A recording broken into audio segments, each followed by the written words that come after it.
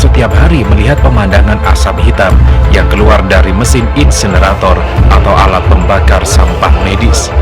Warga juga merasakan bau tak sedap saat proses pembakaran tersebut berlangsung. Kementerian Lingkungan Hidup mencatat jumlah limbah medis meningkat hingga 30% selama pandemi COVID-19.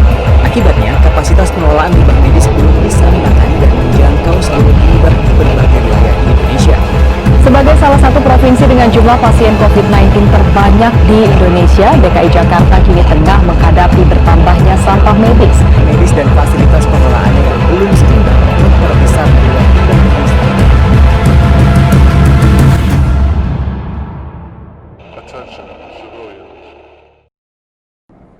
Meningkatnya kasus COVID-19 di Indonesia berbanding lurus dengan limbah medis yang dihasilkannya.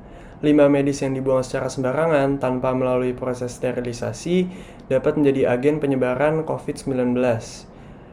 Dikutip dari data Menteri Lingkungan Hidup dan Kehutanan, Ibu Siti Nurhaya mengatakan bahwa pada tanggal 8 Juni 2020, limbah medis yang dihasilkan di Indonesia sudah menyentuh angka 1.100 ton, bahkan mendekati angka 1.200 ton.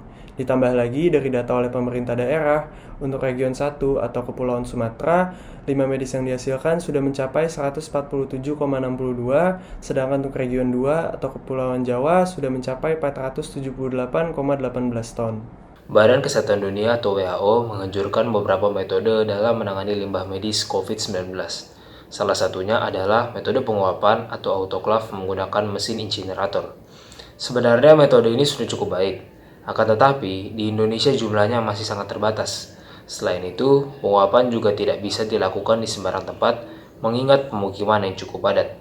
Tak jarang, proses pengolahan limbah ini mendapat penolakan seperti di Kelurahan Tompokersan, Kecamatan Lumajang, Kabupaten Lumajang. Oleh karena itu, saya Akmal Fariza, saya Aldo Jansen, Saya Gilbert, saya Juan Rema, dan saya Putih Akila dari Departemen Teknik Metalurgi dan Material menawarkan solusi. Lantas, apa sih poliamida 11 itu? Poliamida 11 atau PA11 biasa disebut sebagai nilon 11 merupakan bioplastik poliamida biodegradable yang berasal dari minyak nabati berupa minyak jarak. PA11 memiliki sifat yang mirip dengan PA12, tetapi sifatnya lebih unggul. Nah, poliamida 11 ini memiliki berbagai keunggulan seperti penyerapan yang rendah, resistensi UV, kekuatan lebih tinggi, ketahanan kimia yang baik, ketahanan termal yang baik, yakni titik taleh hampir 300 derajat, ramah lingkungan, serta mengonsumsi lebih sedikit sumber daya yang dapat diperbarui selama proses produksi. Nah, teman-teman, dari spesifikasi tersebut, kita bisa melihat bahwa poliamida 11 sangat cocok untuk dijadikan bahan baku alat pelindung diri berupa baju hazardous material atau baju hazmat. Nggak berhenti sampai di sana aja teman-teman. Produk yang kami tawarkan yaitu hazmat berbahan dasar poliamida 11 dapat terdegradasi dalam kurun waktu hanya dengan 12 jam. Degradasi ini dapat terjadi dengan bantuan dari treatment yang disebut hydrochloric acid dan sinar UV. Pemanasan poliamida 11 dengan hydrochloric acid menyebabkan hidrolisis sempurna polimer kembali menjadi asam adipat dan heksaetilena diamina. Yang selanjutnya, gimana sih cara mengekstraksi poliamida 11? Pertama-tama minyak jarak diubah menjadi metil risenoleat melalui perlakuan dengan metil alkohol.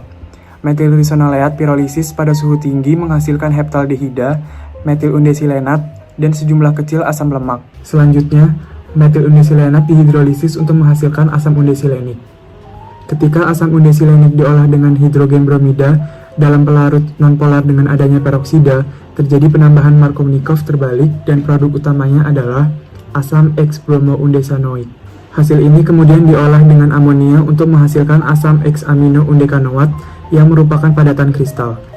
Asam aminoundesanoik adalah bahan awal pembuatan nilon 11. Setelah bahan baku diperoleh, kita bisa memulai dengan membuat garam nilon, polimerasi, dan penyetopan panjang rantai. Pada pembuatan garam nilon, asam adipat dan heksametilena diamina dilarikan dalam metanol secara terpisah. Selanjutnya setelah dicampur, maka akan terbentuk endapan heksametilena diamon adipat atau garam nilon. Pada proses pemintalan nilon kehalusan filamen tidak bergantung pada diameter lubang spinneret, tetapi bergantung pada sifat polimer, kecepatan penyemprotan polimer melalui spinneret, dan kecepatan penggulungan filamen. Untuk mendapatkan derajat orientasi tinggi, filamen yang terbentuk ditarik dalam keadaan dingin. Panjangnya kira-kira bisa menjadi 4 atau 5 kali panjang semula. Selanjutnya, filamen yang didapatkan dapat diolah menjadi baju hazardous material. Nah, teman-teman, kami yakin bahwa produk yang kami usung ini mampu menjadi solusi permasalahan limbah Indonesia di tengah pandemi seperti ini. Apalagi, angka kasus positif di berbagai daerah di Indonesia belum menunjukkan tanda-tanda akan menurun. Peningkatan angka kasus positif tersebut tentulah berbanding lurus pula dengan peningkatan angka kebutuhan alat perlindungan diri, salah satunya baju hazmat. Baju hazmat sendiri bersifat disposable atau sekali pakai dan harus segera dimusnahkan limbahnya karena bisa menjadi agen penyebaran virus COVID-19. Sayangnya telah ditemukan beberapa kasus di mana tumpukan limbah hazmat ini berserakan sembarangan. Hal ini tentulah amat berbahaya. Maka dari itu, jika baju hazmat berbahan poliamida 11 ini berhasil diproduksi, diharapkan limbah APD yang berserakan dan berbahaya tersebut akan menurun secara signifikan. Permasalahan limbah medis di Indonesia pun dapat teratasi. Sekian dari kami. Dari Departemen Teknik Metalurgi dan Material, Pamit undur diri.